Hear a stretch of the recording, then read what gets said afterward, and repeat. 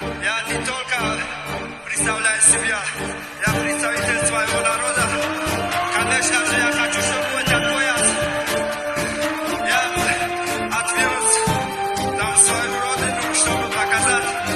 своим братьям и сестрам из Таджикистана.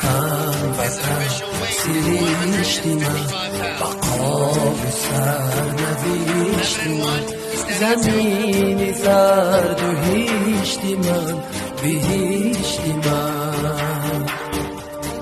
وطن وطن سریشتی من بقا و سرنوشتی من زمین زرد و هیشتی من بهشتی من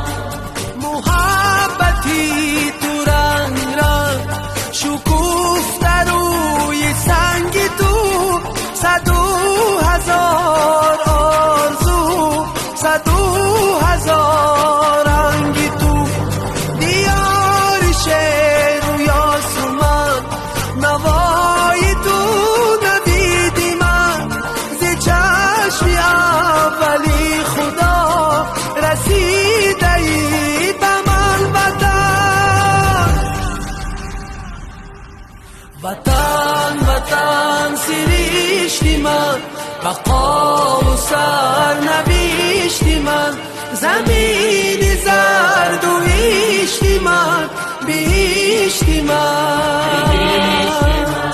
وطن وطن سریشتی من بقا و سرنوشتی من زمین زرد و هیشتی من بهشتی من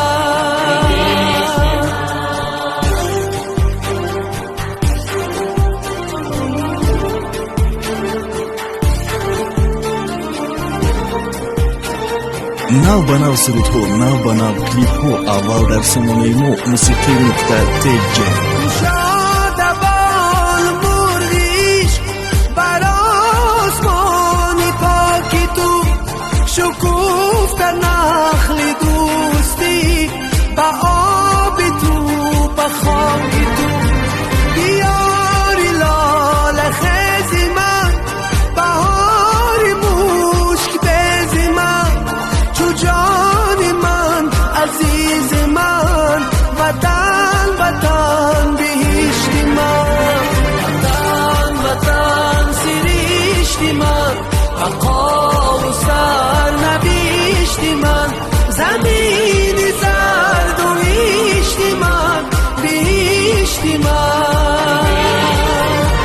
وطن وطن سریشتی من بقا و سرنوشتی من زمین